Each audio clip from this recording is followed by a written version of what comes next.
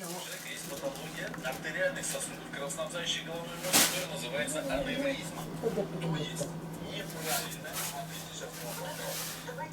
Что да? Это вот ветка, видите, красного цвета. Здесь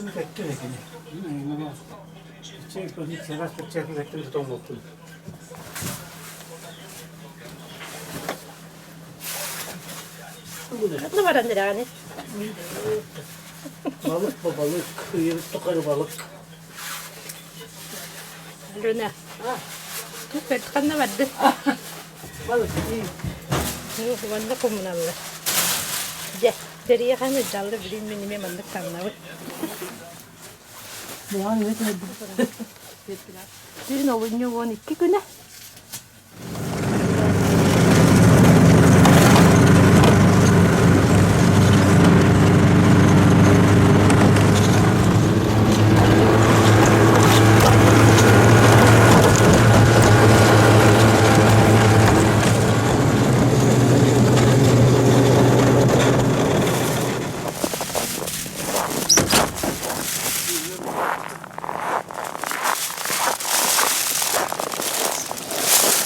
kaynıyor lan sen. Halas Balık koştu barda.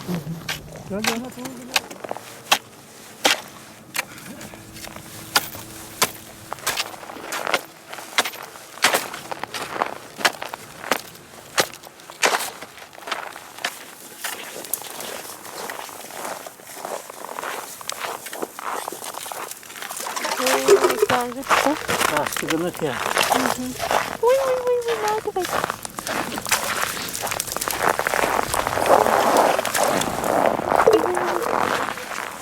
Ya bu. Gördüm 5 gradıska.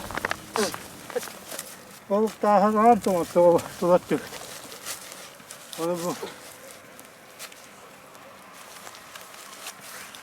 Başka haralar koyalım. Günay. Arı, yeri, ayaklara da arı.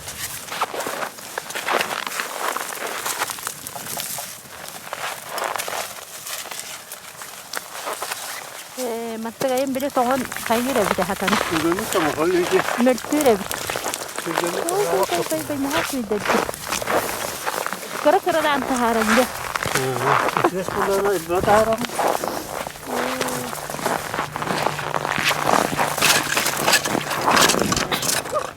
Yeti kükün layıkağın kördür.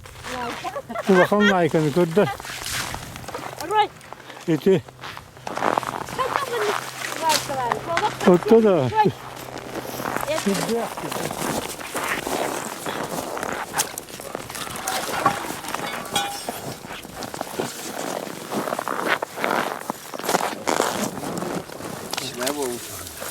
Kişine bu da.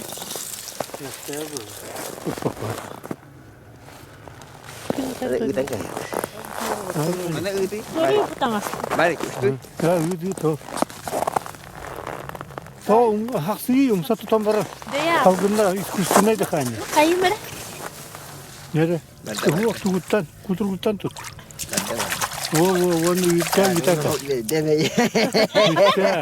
O green olacak. Güzel de.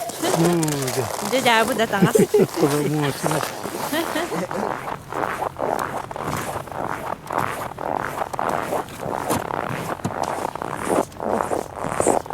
Bu koştuğut. Var ya. Sakti yiyecek kakel.